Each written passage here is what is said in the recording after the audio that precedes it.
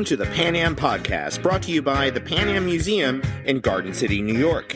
This podcast and our museum are dedicated to celebrating the legacy of the world's most iconic airline, Pan American World Airways. My name is Tom Betty, and I'm the host of this program. Thank you for joining us. The Pan Am Museum Foundation is a non-profit organization. Please visit our website for more information at thepanammuseum.org. Again, our website is thepanammuseum.org. You can find us on Facebook, Twitter, Instagram, YouTube, and TikTok. If you are using Apple Podcasts, please consider leaving a review. It will help others discover this program. This podcast is sponsored by the generous personal support of Mr. Adam Aaron, the CEO and chairman of AMC Theaters. He is also president of our sister organization, the Pan Am Historical Foundation. If you're not familiar with Pan Am, welcome. We are honored to have you here and for you to learn about what we're all about. If you already know of Pan Am, worked for or flown on the airline, or just love our history, it's good to be with you again. So with that, let's get this episode in the air, so to speak. Welcome aboard your Pan American Jet Clipper.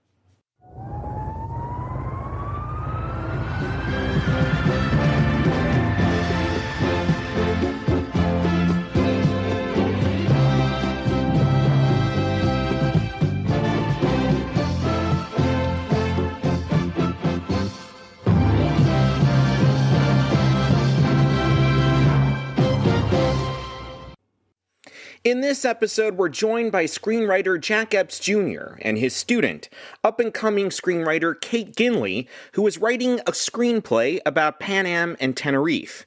Kate is an avid fan of this podcast and reached out to me to praise our program, and I'm so happy we connected. Definitely keep an eye out for her work on the big screen in the future, and remember, you met her here first. Jack is now a professor and chair of the Writing for Screen and Television Division at the University of Southern California's School of Cinematic Arts, also known as USC. But you probably already know of Jack from a little movie that he co-wrote that came out in the mid-1980s. This movie is one of the most iconic aviation films ever made, the 1986 blockbuster Top Gun, which he co-wrote with his longtime screenwriting partner, Jim Cash. Starring Tom Cruise and Val Kilmer, Top Gun didn't just redefine aviation movies, it became a cultural phenomenon. It inspired generations of aviators, reignited pride in flight, and set the gold standard for how aviation could be portrayed on screen. The film was also a popular hit during its run as a featured movie of Pan Am's Theater in the Air. Beyond the breathtaking aerial footage, Top Gun is a brilliant study in the craft of screenwriting, how character, emotion, and story structure come together to create cinematic magic. Let's take a listen to a trailer from YouTuber Movie Jeff promoting the film Top Gun, directed by Tony Scott from Paramount Pictures.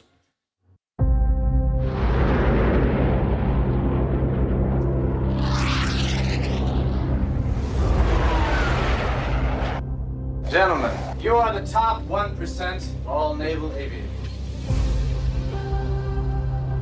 The elite, best of best. We'll make you better. It's a wild card. Flies by the seat of his pants. Completely unpredictable.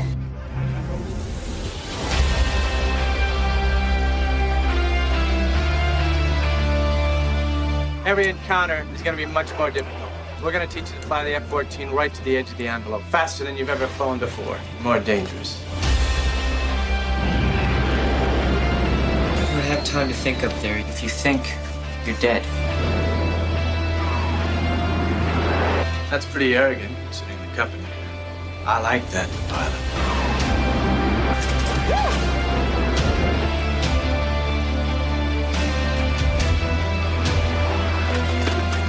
I will fire when I am goddamn good and ready. You got that?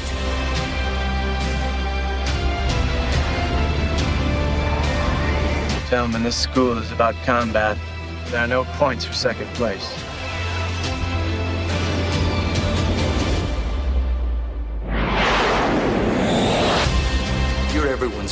Because every time you go up in the air, you're unsafe. I don't like you because you're dangerous. That's right. I am dangerous. Top Gun rules of engagement exist for your safety and for that of your team. Either obey them or you are history. Just want to serve my country, be the best fighter pilot in Navy, sir.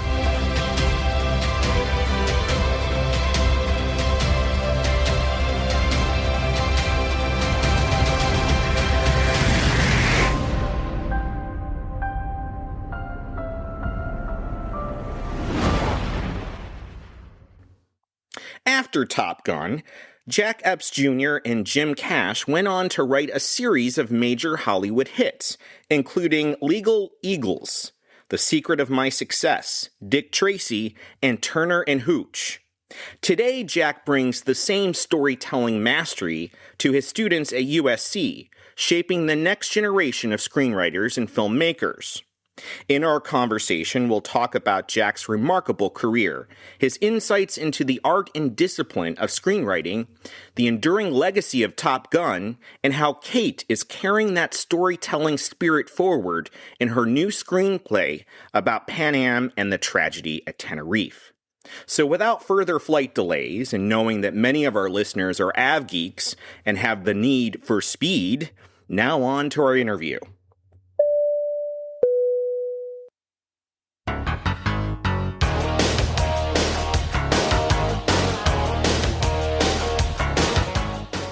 I'd like to welcome to the program Jack Epps Jr. and Kate Ginley.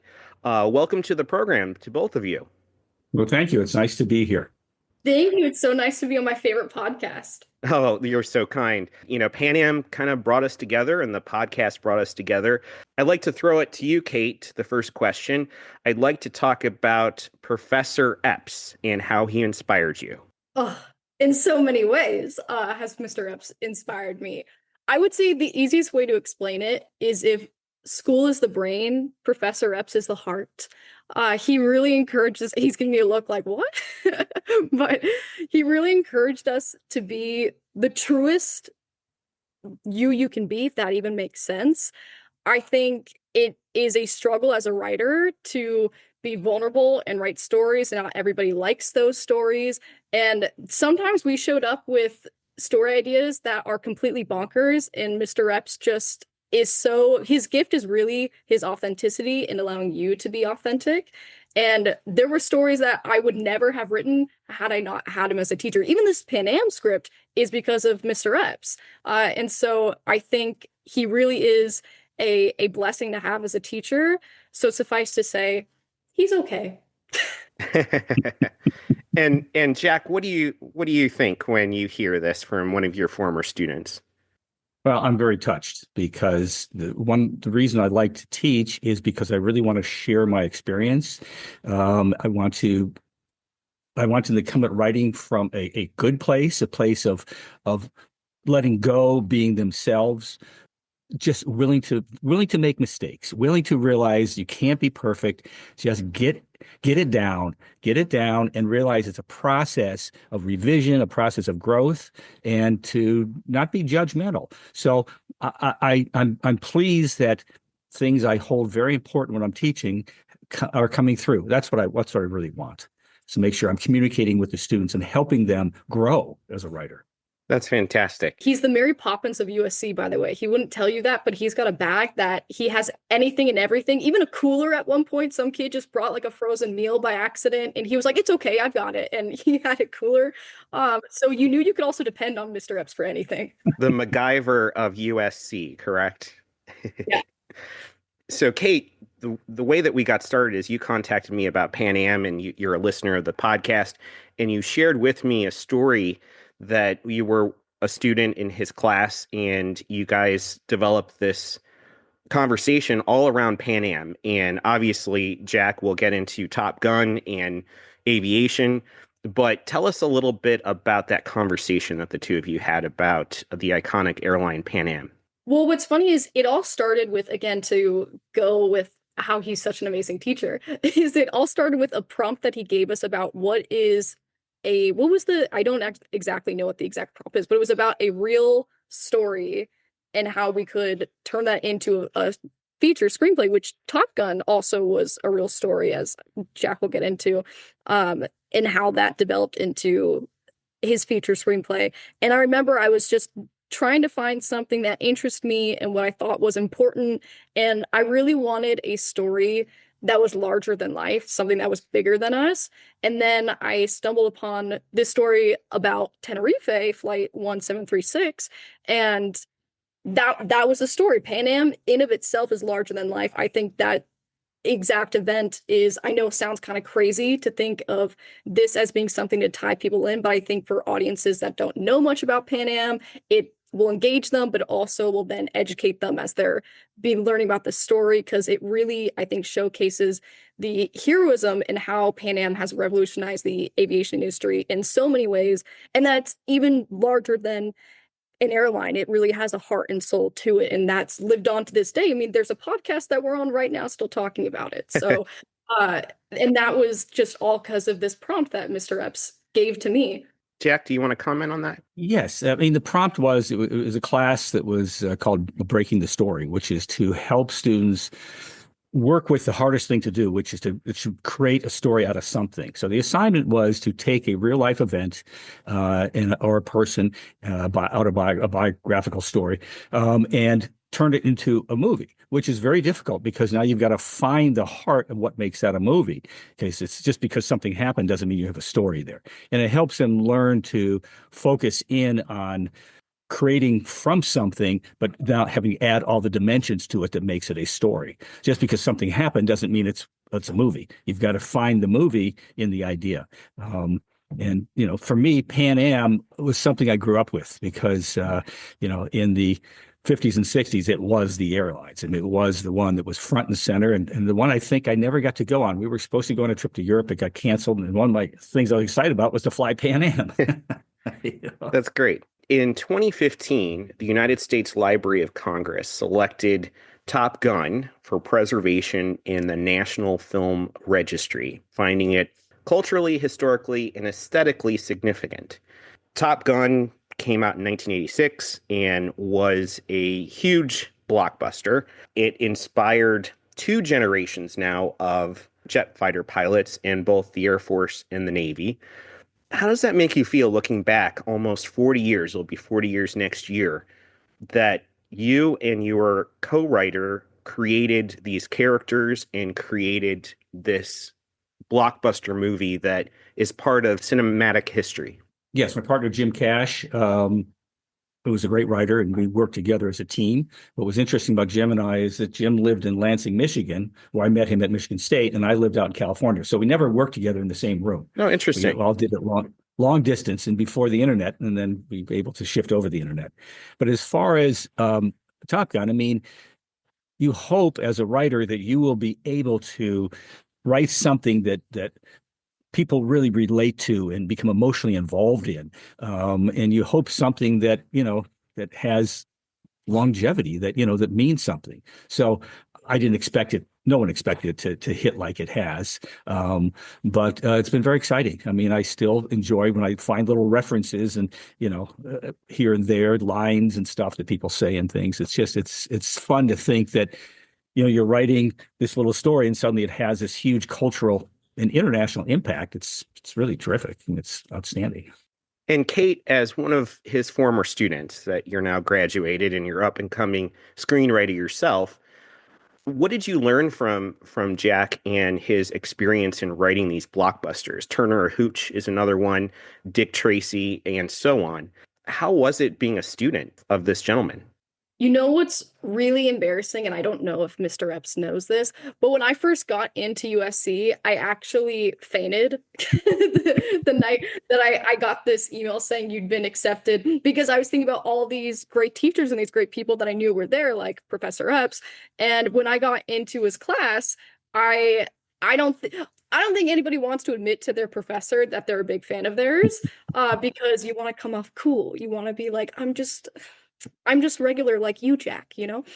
And I think what I really appreciated, though, from his class is that, as I said before, I would not be the writer that I am today had I not had Professor Epps encourage me to really just be the truest me that I am. And it sounds kind of crazy, I know, but I truly believe that being vulnerable and writing about things that, you know, you might never think to write about. Like there was essentially a romance movie that I would never have written that also came out of Professor Epps, because he was just going, you know, if there's something that is on your mind, just write about it. And it speaks to you. It speaks to, why are you thinking about this? It helps you be more human. I think in a weird way, not in a weird way, in the best way, Professor Epps helped me to be more human and helped me mature and grow, not even just as a writer, but as an adult.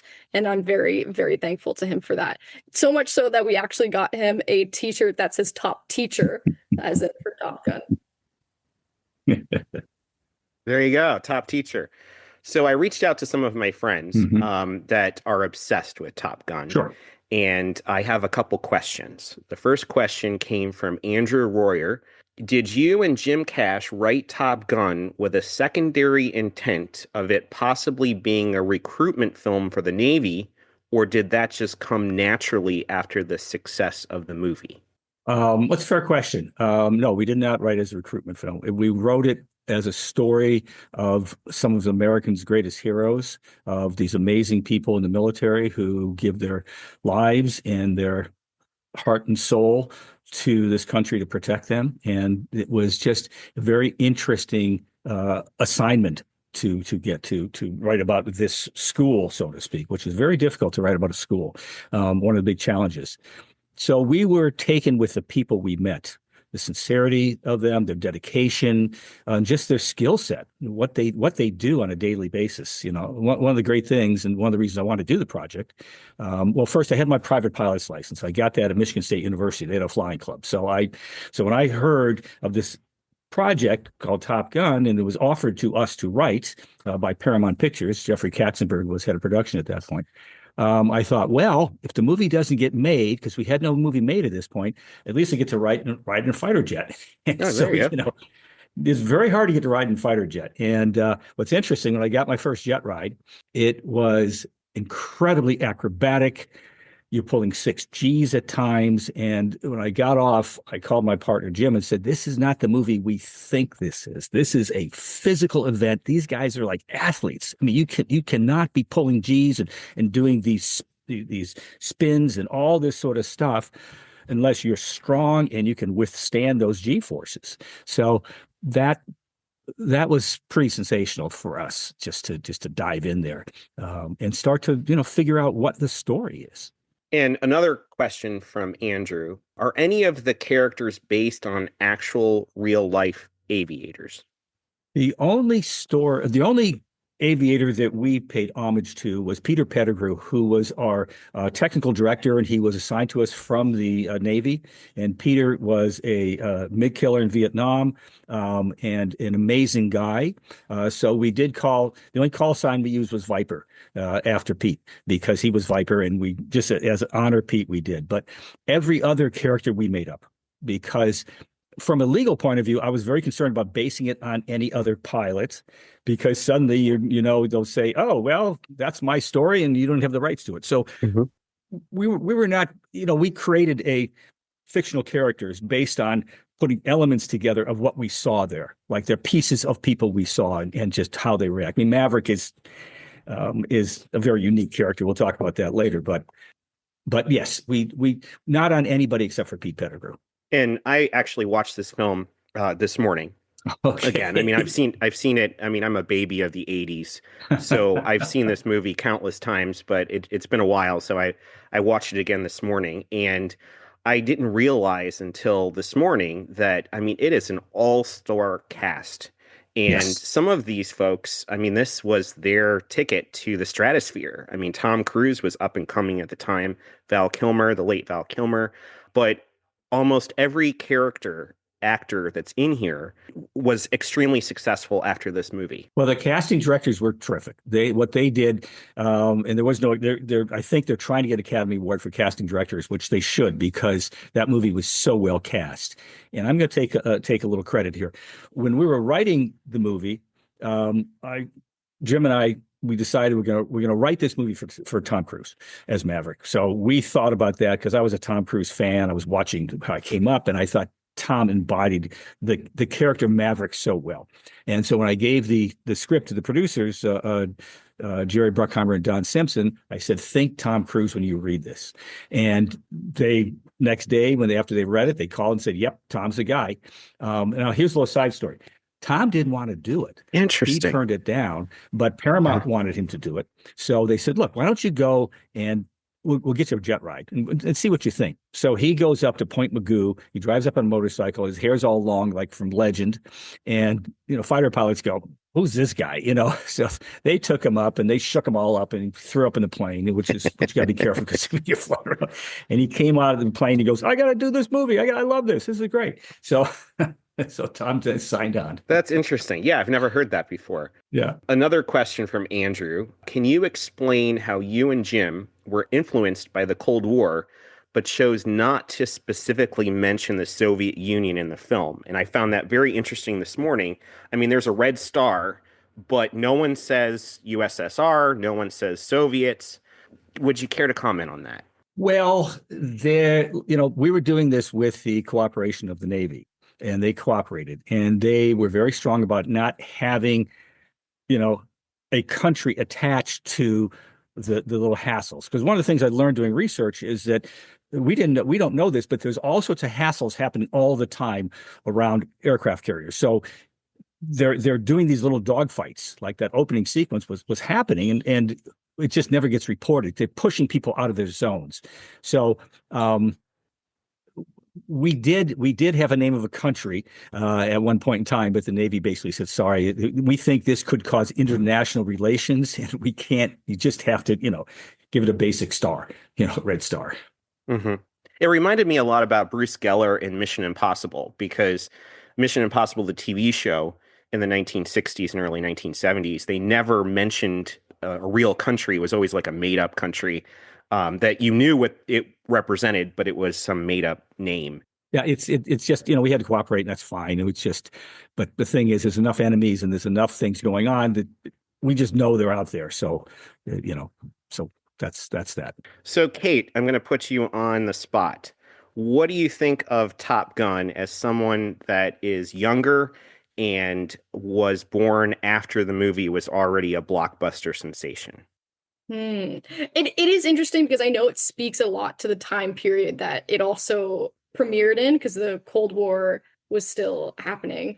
Well, one, profound respect, admiration, such a deep inspiration from such an incredible movie and incredible writer. But I will admit that I hadn't actually seen the movie when I first met Professor Epps. I'd seen other movies, but I hadn't seen Top Gun. I think also because I thought I'd be too intimidated by Professor Epps if I had seen it. But then I watched it, and it's an incredible movie. It is truly one of the greatest films that's ever been made. And he knows I love Titanic with all my heart, but it's up there.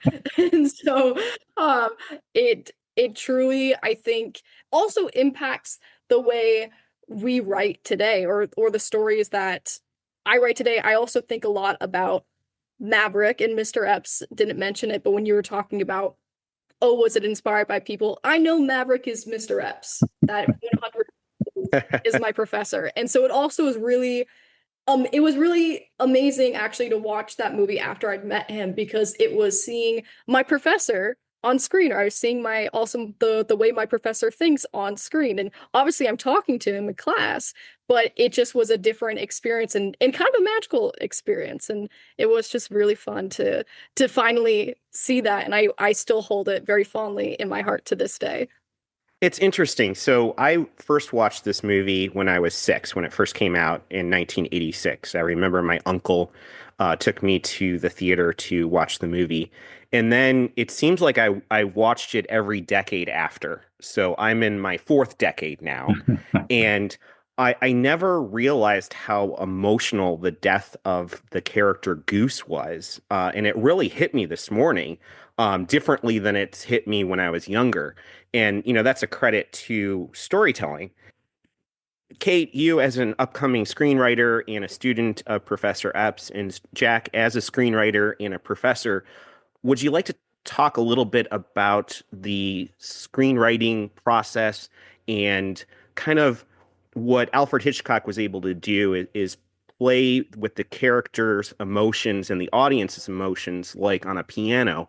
I'd like to have a conversation about the process.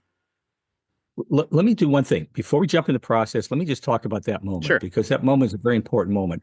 Goose midpoint. And yes, it is a midpoint, which means you want to have something happen that throws you into the back half of the movie, that changes the movie in some specific way that ups the stakes and makes the ending even more important.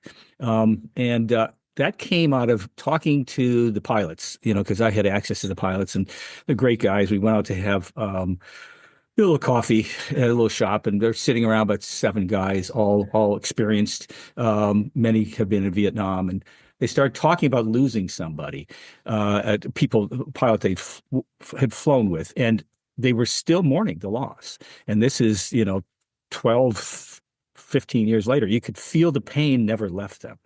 And I was thinking as a writer, I said, geez, if I could just capture that moment and make the audience feel that too, of that sense of loss, that would be really emotional. And so one of the things you don't do is take the most popular character in the story and kill him in the middle. It's just something you don't do. But I was doing research because I was going through all sorts of things with the military, and they talked about sometimes when you eject, you have to be careful because you'll hit your head on the ejection on the canopy. And so I wrote that down in my note. And then we decided that, we didn't want to. Most aviation movies start with a death. They really do. A crash in the beginning, and flying is dangerous. And that's like throwing away a life away. But this, we wanted to basically involve the characters emotionally, the audience emotionally in the story. And so we created that moment, and we just thought about it a lot because we didn't want to make it happen, but we know we had to. And it just emotionally, it pulls the audience in. They feel the sense of loss. They feel the sense of what Maverick is going through. They understand it. That's what you would try to achieve in storytelling. Get the audience emotionally involved in the story so they care. They have a stake in it. They're just not watching pretty pictures. Yeah, good point. And I'll be honest with you. So, as a member of the audience, at that particular point, you thought that Maverick did something wrong and you're questioning him. And then when he was exonerated, you're like, oh, I didn't see that coming. I thought that he was going to be, he did something wrong. And then also in the beginning of the movie, watching it again, for the 40th time, I realized that the audience always thought that Maverick was going to be Top Gun and win in the class, but he didn't, which is interesting. But then in the real world, he saved the one that did, Iceman. So again, that was an interesting plot point that as an adult now, I'm able to process a little bit differently than as a kid watching this movie. Well, it was something from a screenwriter's point of view. We're talking craft now, is that we wanted to make Maverick the underdog. So that's why he wasn't originally going to Top Gun. So he only went because Cougar basically couldn't do it. He threw in his wing. So he was second chance. He was second, so already he's playing from behind. He has to catch up, which causes him to emotionally have to push himself harder, and it creates more tension there. And then his loss in the back half means that now he's, is he going to overcome this loss? Would we overcome this loss? And how will he be able to get it back? And talk to me, Goose is a very famous line. And, we all have those talk to me, Goose moments. So, Kate, would you like to add anything about the character development and screenwriting? Well, I was going to say the Goose midpoint is specifically called that for all classes at USC. We all refer to the midpoint as the Goose midpoint. We know that is so profoundly impactful and necessary in a good script. And so if your script doesn't have a Goose midpoint, Professor Epps would also ask us, he'd be like, what's the Goose midpoint, guys? What's the Goose midpoint? And it's so important because that really is the moment in a screenplay where everything changes, and then that you're off to the races, so to speak. And that, to the point in Top Gun, literally the Goose midpoint, everything changes. But I will say, I was going to ask Professor Epps though, because we were talking about how the movie didn't have Russia or a country or anything like that be an enemy. I always thought, and Professor Epps can correct me, that the movie actually is sort of pro peace. You don't think about it that way, but it really is, especially with the friendships made. Again, there's not an actual war that happens. Am I wrong in thinking that though? Well, I don't know if I'd call it pro peace. I think it's the sense that there's always an edge, that always is a danger, to the country in a sense, and therefore we have to be vigilant in terms of protecting. That's the Navy is called the tip of the spear because they're out there. They're not like the Army is on the ground in America. And I'm not saying anything bad about them, but the Navy is the tip of the spear. They are right at the edge of the front line, which means we're the first place where these things happen. And so I think it was that sense that, stay vigilant. And these are the people who do it for us. As Kate will tell you, because she's a listener of the podcast, sometimes I put my guests on the spot. And when they don't give me an answer, I start asking them the same question in different ways until I get the answer I want. I'm going to ask you a question. So you heard Kate, as your former student, talk about the goose midpoint, and you have been a very successful screenwriter in Hollywood, and now you're inspiring young screenwriters at USC. How does that make you feel that you have made such an impact on all of these different people? Well, it makes me feel good. I mean, because, I want to share my experience. That's one of the great things about teaching is just sharing it. And I want to help students. I mean, one of the great things about USC is we have very, very good students. They're dedicated. They come here to work hard. And they really want to learn, and they're smart. So it's a great environment to teach in because you have a very ready group of people who are hungry to learn, and they absorb the material. And then we do a lot of writing to help them to get to know their process, because there is no one way to write. It just doesn't happen. Everybody's got their own process, and they have to trust it, and they have to learn. Now, they can learn some steps along the way. They can learn how to develop stories better. They can learn what they need to have, but ultimately it's about them to choose what they want to write and what their process is. Because you talk to two writers, or you talk to a group of writers, 30 writers, and each want to have a different process. It's just because it's important that you find your process as a writer and how you do it. And you learn the other things, but you don't want to be clouded with a bunch of, well, you have to do this on page 15 and this on page 30 and pages. That gets in the way. It's not a formula. It's about people. It's about characters. It's about lives in crisis. And I think that's one of the most important things to understand as a writer. What is the crisis the main character is going through? What is the life? What are the hopes and fears? Because that's the thing. What do we hope for the character? What do we fear for the character? And if you think of Maverick, what do we hope for Maverick? What do we fear for Maverick? So, you can see that's we're waiting for something. We don't know what's going to happen next. And that's good storytelling, because you're holding the audience on edge, and they care. And that's the most important thing, is make the audience care. So let's talk about Pan Am for a moment. So Kate, you were in class, you came up with this idea about Pan Am. Obviously, Jack, you are aware of Pan Am, and you're part of aviation history yourself with Top Gun. Tell me a little bit about that initial conversation when Kate brought up a story idea about Pan Am. Well, it happened a while ago, so it's hard for me to have the exact conversation. But Kate's an amazing writer. She is a gifted writer, and she's a natural, and she's an excellent storyteller. And that's the thing. She's also a very good writer, like words to the page. She's a very good writer. She pulls you in and tells a very good story, and she is developing interesting characters that we relate to.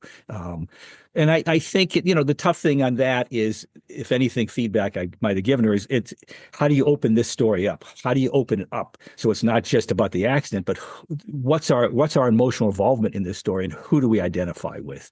So I think that's who's it about rather than what's it about. It's who's it about. That's a very good point. I'm so happy I have a sound clip of Mr. Epps saying I'm a great writer. Thank you for that. That's very sweet. Oh, it's true, Kate, because you're natural, and you've been working at it for a long time. You're dedicated, and you're also open to learning.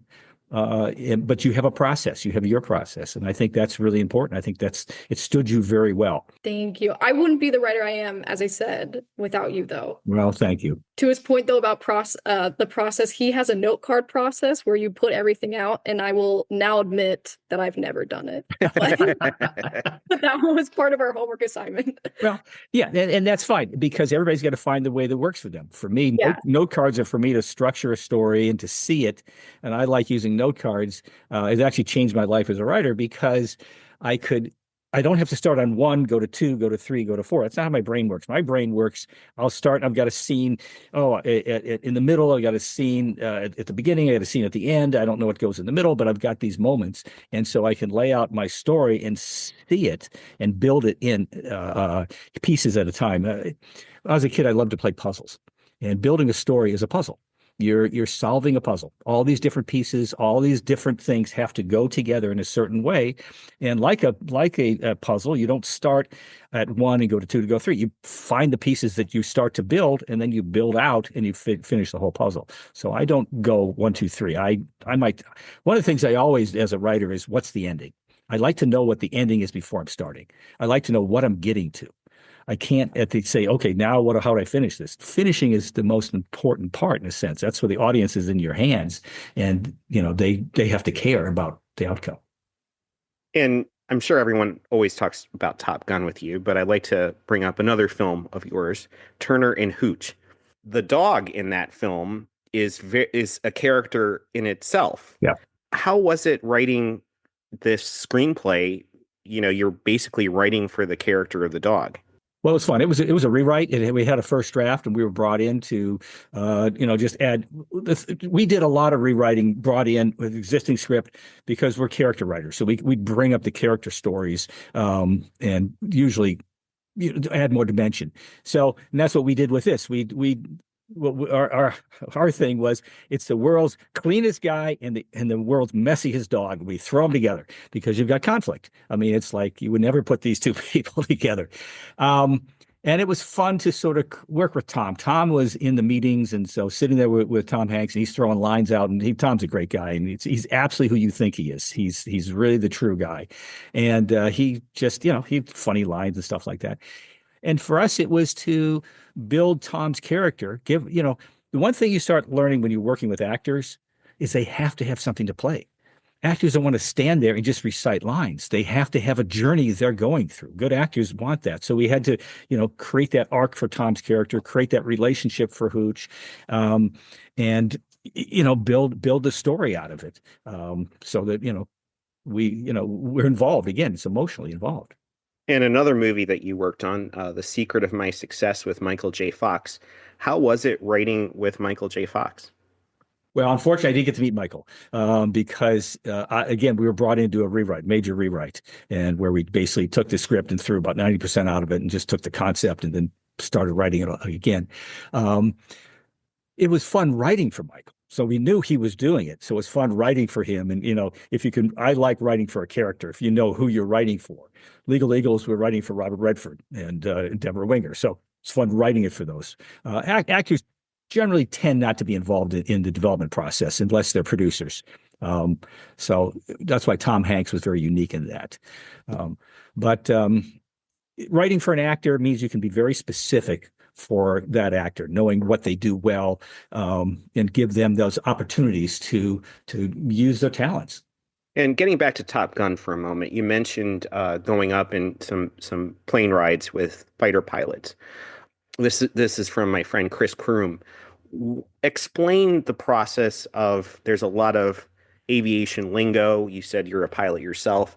Explain the writing process of trying to get things as accurate as possible. Well, that's an interesting question because when I got there, I set up interviews. I interviewed about 30 pilots. And at first, the Navy was sitting in. They had a representative, and I said, "This isn't going to work. You can't have this person sitting in here." And they pulled her out. And so, because they didn't say anything anyway, but if you got a Navy rep, they're not going to say anything at all. So, and they never said anything that was, was wrong or anything like that. But they were talking, And I know what the heck they were talking about because they were throwing all these words out all the time, and I didn't know what they meant. I wrote, like transcribed all these, interviews, and we talked to Pete. Well, what does this mean, and all this stuff. So when we were writing the movie, we made a decision early on. We're not going to explain any of it. Just as I didn't know it, we're not going to let the audience. We're not going to say, "Oh, and that means this," So we just wanted to speak in the language.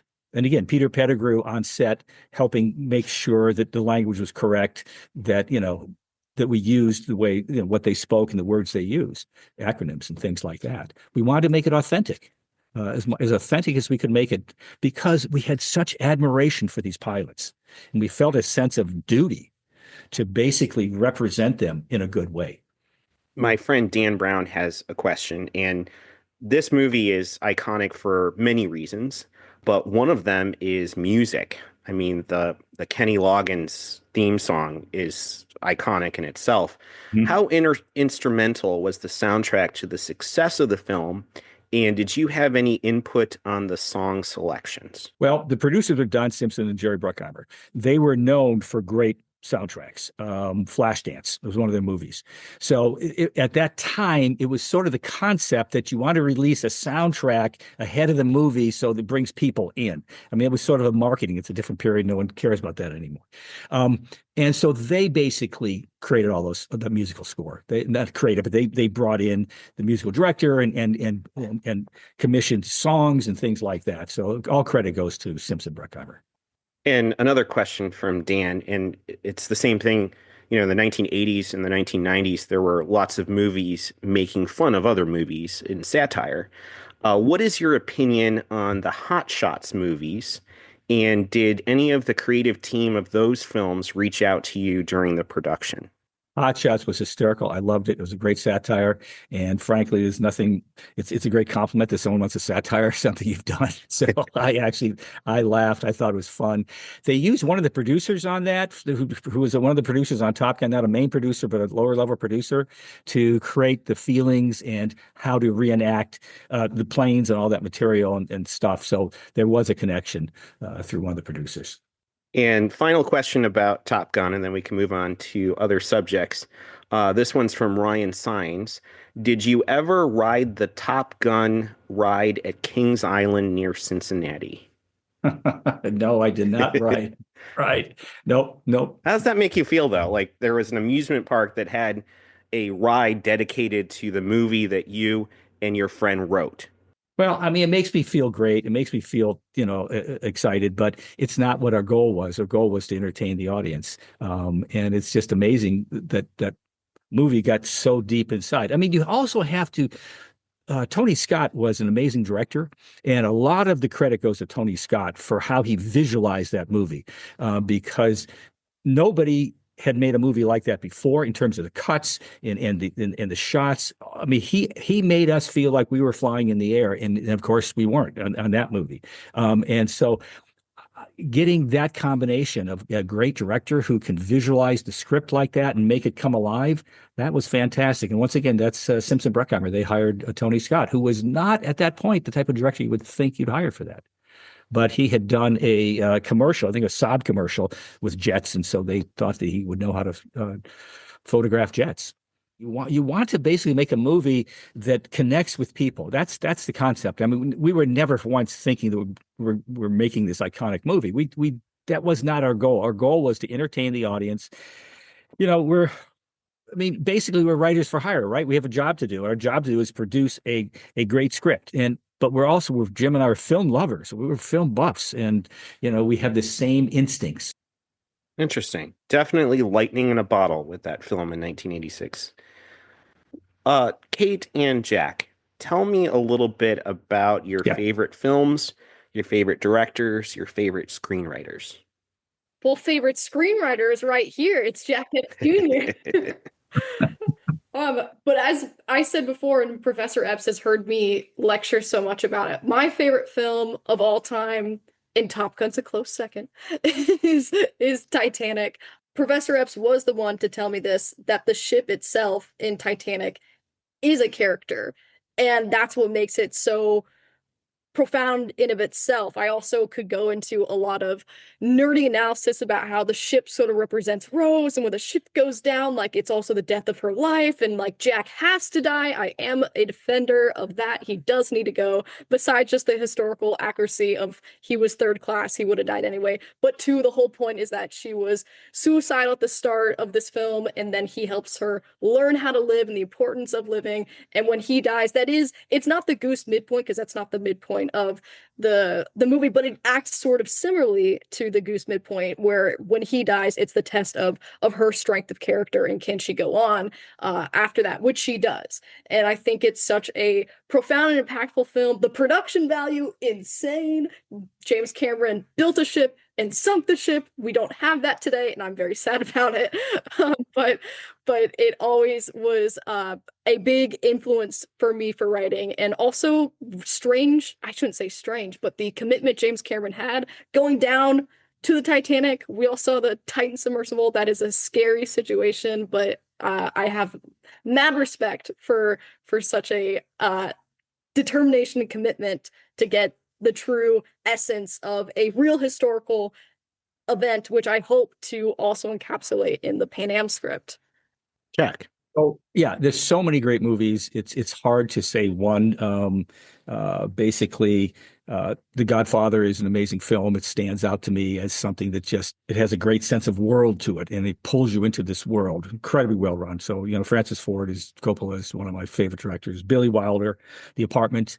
Billy Wilder is my go-to guy, and for Jim and I, he was our go-to guy. If we had a question about screenwriting, what would Billy Wilder do? I mean, that was really the question we'd always ask, because Billy Wilder was a writer, a director, just excellent. I mean, all his films are great. I like, Back to the Future to me is one of the great films of the 80s, the great films of all time. In fact, I like it so much, I made a mug for myself called Think McFly.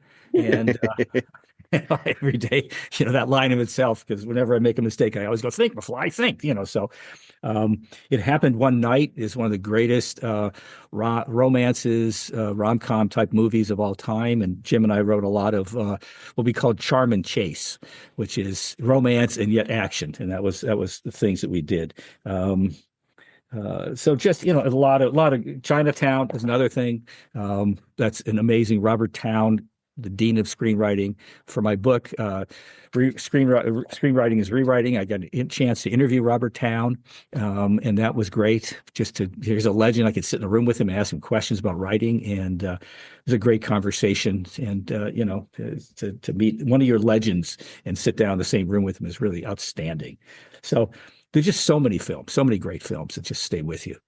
Professor Epps and I have also talked a lot about It's a Wonderful Life too, as yes, really a brilliant film. It has everything. It pulls you in emotionally. You care. I'll do my Jimmy Stewart. Mary, I want to go to the moon, Mary. I'll just say it. I'll lasso the moon, Mary. Something you don't know is that Professor Epps is also brilliant at any impression that I've heard. It's amazing. There you go. You heard it on the Pan Am podcast first. Kate, you told me that there's a waiting list to get into his classes. Can you talk a little bit about that? Well, I mean, look at this guy. He's so popular. Of course there's a waiting list. It is very hard to get into his class because everybody knows he's a terrific writer. He also was the former head of John Wells' division for television writing at USC. So he also was the big kahuna, he is the top dog.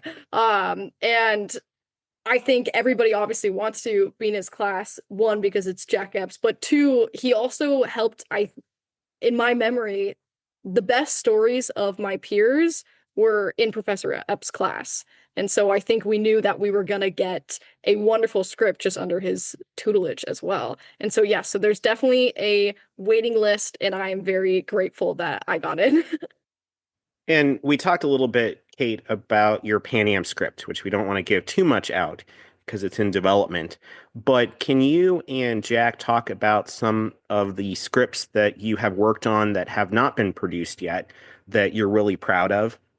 The script that Professor Epps really helped me with under his class is a script called Next Time Around that was a romance, like an epic romance throughout time. It started in the 1940s. They're making a movie. The movie that they were making actually was, which took place in different time periods, was actually reflecting the relationship that they had. And when the movie was falling apart, so was their relationship. It's a very kind of old Hollywood type film, but it's a romance. And I'm somebody who I have a very funny love life. As I was telling Tom literally on the phone yesterday about Mr. Epps, you don't know this, but very quick side note was I was a girlfriend for a week, and then the guy found out he was also related to the Hatfields and McCoys, and I'm distantly related to Hatfields and McCoys. He was like, "Oh my God, we're cousins," and now he was friends with people that we were cousins, and that was that. And so my friends now tell me they'll ask me, they'll be like, "Kate, how's your cousin?" And I'm like, I hate that this is my love life. So that romance script is a script that I never would have written. I have a very, I don't want to say catastrophic love life, but a very funny love life.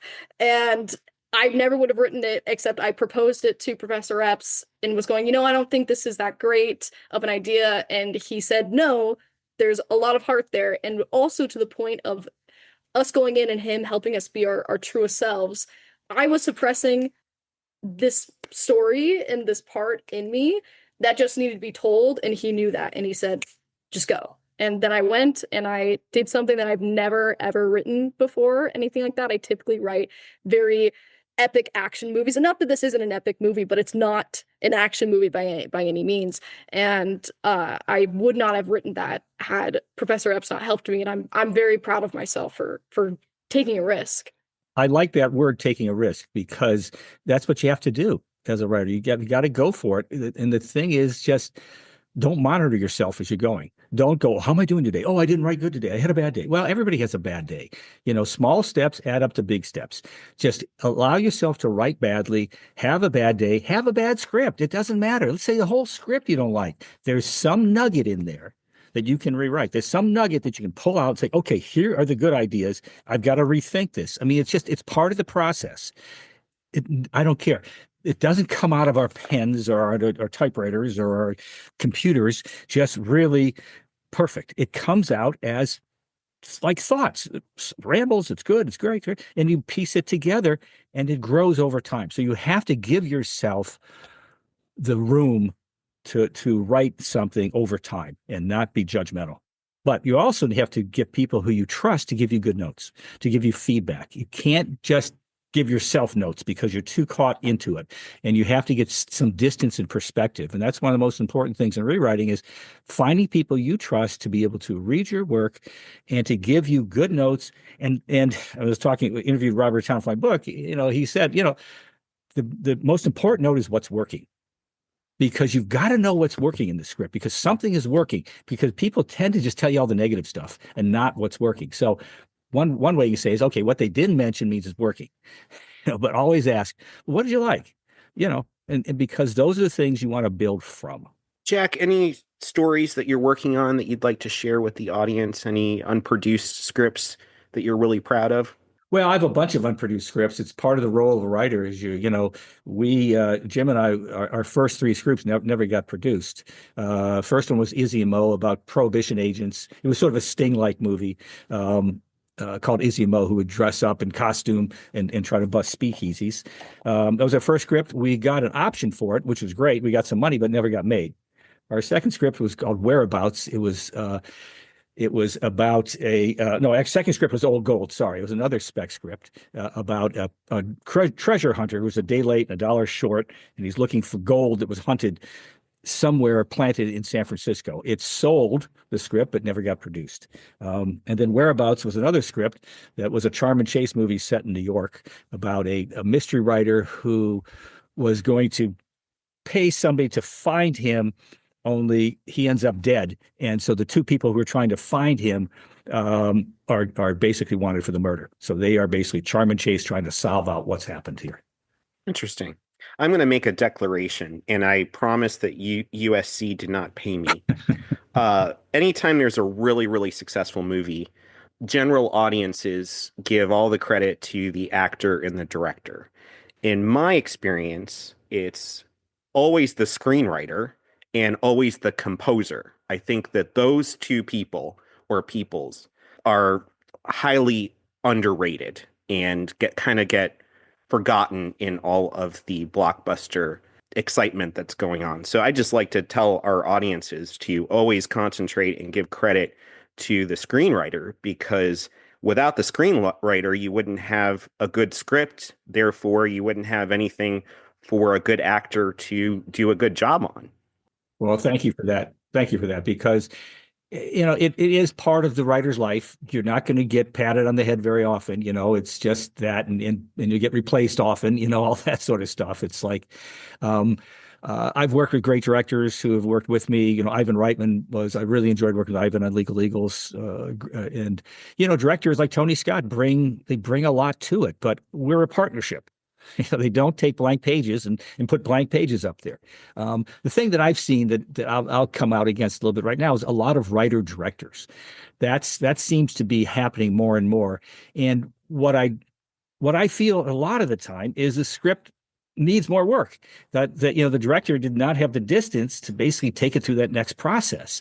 And I just think something's being lost by not having writers and directors and keep it separate. That's just what I believe. Good point. Kate, would you like to comment on that? I agree that it gets really hard when a writer is also a director, because to Professor Epps' point, they don't have enough distance. They're too involved also. A writer, I think also we talk about killing your babies when you have to rewrite a script and you might really like where it is, but you'll get feedback or whatnot. Or if a studio executive is saying, hey, change this, you're going to change it. But if you're also the director and writer, that's two positions that then get interwoven, and then you're almost too involved with the script, where this isn't just your baby, it's you, it's too much a reflection of what you're going through or something, and you get too involved to the point that if there's a change suggested, they don't often change. I do think there's some directors, writers that are open to it, but it is something we've noticed at school with writer director students, that they weren't open to changing the script, because at that point you're too involved. You don't have enough distance, as Professor Epps said. And that kind of makes the editing process very difficult also, because you need to have an outside perspective to say, hey, this story needs to be structured this way. We need to cut these scenes. They're great scenes, but they really don't add anything to the overall story. Yeah. Would you guys like to talk about the editing process of a movie? Well, I mean, editors it's in many ways a second rewrite, because they're taking what's been shot and now putting it together. Great editors, they're taking those elements and they're putting it into, telling the best story from what they have. And it's a real talent on how people cut films together and, choose different takes in that situation. Yep. It reminds me of, I always give advice to my friends and colleagues.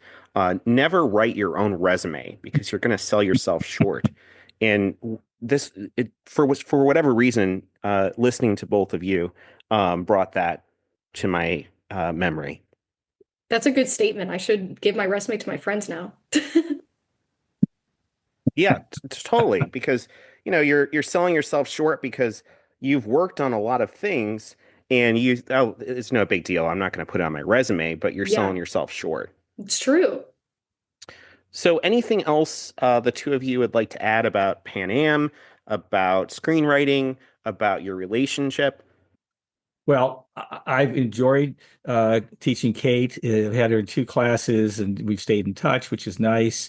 It was a great class too. We've had the students in the classes were terrific. So the whole experience was really great.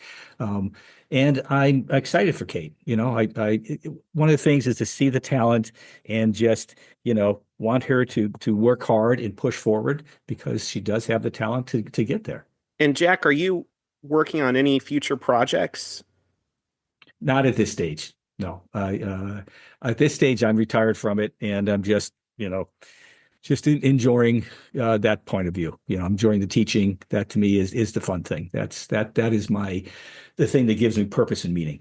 And next year will be the 40th anniversary of the release of Top Gun. Do you have any plans to mark that anniversary? Um, yeah, I haven't really thought about it, but maybe I'll watch a movie or something like that, but it'll be exciting. It'll be exciting that, I can't believe it's that long ago because it doesn't feel like it. That experience was, you know, right there. Let me tell you one thing. The tough thing about writing Top Gun was that you got to write the conflict, right? When you're taking a story, you've got to find the conflict. So when I was doing the research on Top Gun, all these guys got along. And the whole thing is about teamwork, getting together, working together, supporting each other. And that's all I saw. And I was going like, what's the story here? And it's a school, you know what I mean? And I'm thinking, I don't see where the conflict is. And I'm starting to bang my head because you start with you start with 120 pages of blank, and you've got to turn that into a movie. So what is it? You just don't copy down what people say. And I was out on the flight deck at NSA Miramar, where Top Gun School was located, and I was looking at all the F-14s lined up in a row, and I'm going, what is the conflict here? And I'm seeing plane after plane after plane. And I just say, well, what if one of the guys doesn't get along? What if one of the guys is pushing against everybody getting along? What does that create? And right there, we created the concept of the character Maverick was, okay, he's this guy who doesn't get along.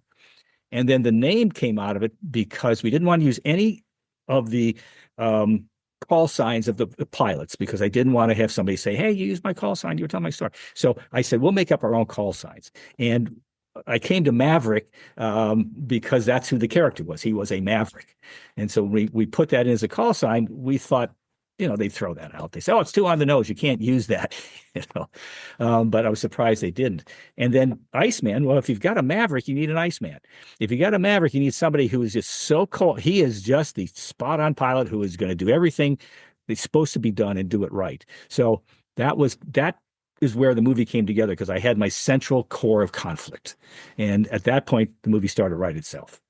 So, Jack, I have to ask, the new Top Gun sequel, and you have a writing credit for creating the characters. What did you think of the new movie, Top Gun Maverick? I thought they did a really good job with the movie. I think they brought the characters forward. We saw them later in life, and I thought it was really excellent. And I think that I was very touched by the Val Kilmer scene. I really was so pleased they brought Val back, and I was moved by that moment, because it really was great. It was a little Mission Impossible for me, but I think it was the right thing to do for the movie, because to have gone back and made the same movie was not what you want to see in the sequel. So I think they took it to the next step, and it was well shot, well produced, well written, and Tom's a star. How can you not love Tom? So I was happy with it.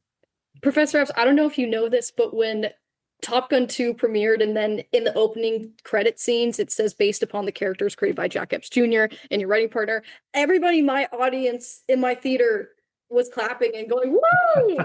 And I just hope you know that, like, that influence, even though they know that that wasn't a movie written by you and your partner, it wouldn't have existed without the original Top Gun. There's no way that movie could even be a smidgen of what it is without you, and everybody in the audience knew it. And so I just hope you know that. Well, that's cool. I mean, that's a cool thing. I hope, they make another sequel. I hope that they continue to keep the legacy going. And it's because they're really great characters created by you. Well, I'm glad I could play a role in that. I mean, that's really what you want to do. And we kid about it a lot in the family and all that sort of stuff. And, I do have a need for speed, a coffee mug. So, I feel the need for speed. So, and that actually is one of the top 100 lines from the AFI. I feel the need for speed. So that's a cool thing too. You go, okay, one of the best lines in the history of motion pictures. That's a cool thing. I like that. Yeah, that's really cool. And that Maverick is Professor Epps. I think my wife would agree with you, but also. Do you not feel that way? It's a character created. It's not autobiographical. I mean, the only autobiographical part of it is I was a goaltender in ice hockey and played it my entire life. I played it as an adult. I actually practiced with the Kings on 2 occasions. So it was part of the character of Maverick means there's only one number one goaltender. Only one guy can be in the ice at a time. So I use that experience of how I get all those other people out of the way when you come to, you come to a training session and you're auditioning for the role. You got to be the one who ends up getting the role. You got to be the number one goaltender on the ice, or otherwise you're sitting there watching other people play. So that's somewhat where Maverick came from, was my experience, and also Jim's experience as a quarterback in high school. You want to be the guy throwing the ball. You don't want to be the guy sitting on the sideline watching the other guy throw the ball. And that's sort of what Maverick came out of, that personal experience of, I got to be the starting goaltender. I got to be in the ice. All these guys want to make it. No, I'm going to beat them. Very interesting.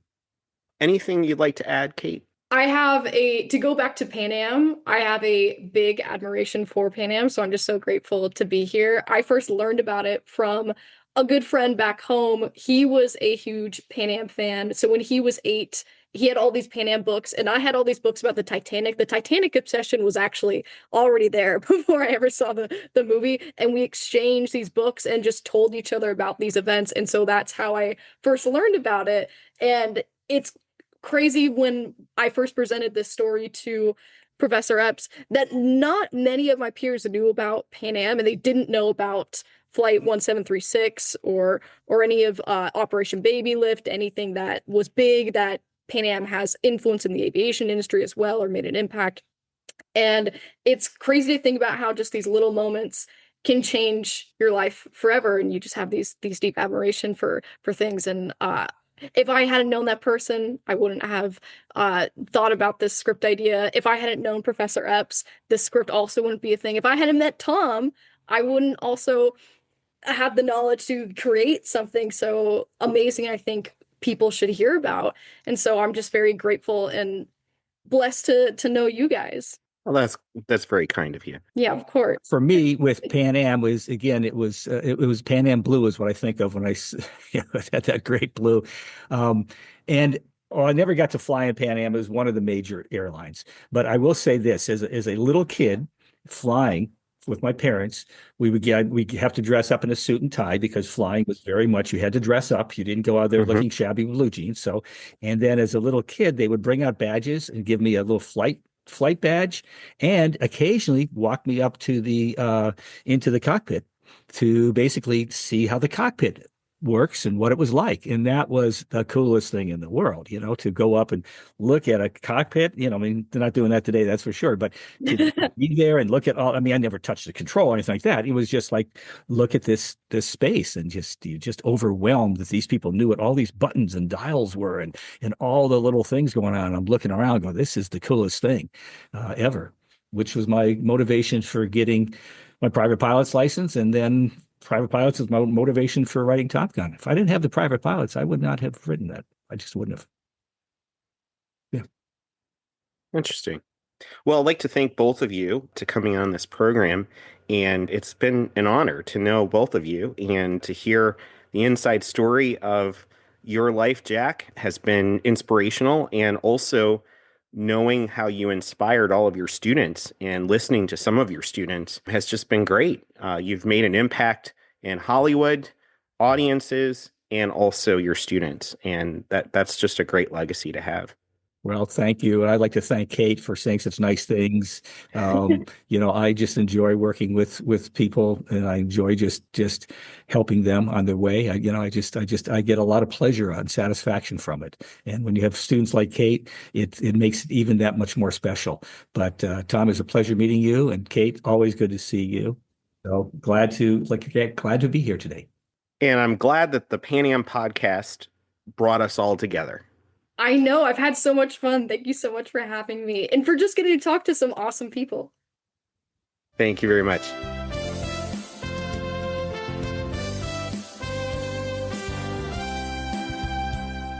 Pan Am was a pioneer in air travel and still stands as one of the most iconic and innovative airlines in aviation history.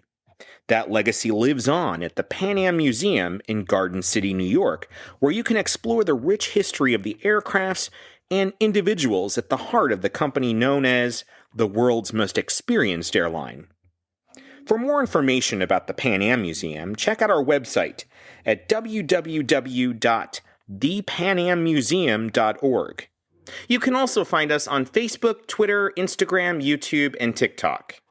As was once a tagline in one of our commercials, we would greatly appreciate your support to help the Pan Am Museum continue making the going great. You can also support the museum by shopping on our online store for all things Pan Am, accessories, apparel, jewelry, books, models, and posters.